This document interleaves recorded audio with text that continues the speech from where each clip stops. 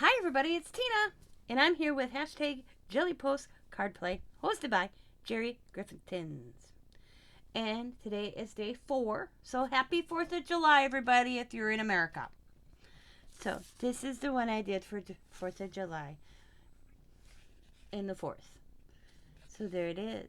So this is some paper I did, mixed jelly plate a while ago, and I like the background, how it kind of had the red and then the white. And I could have added some blue, but I decided nah, just like the way it looked. Great background.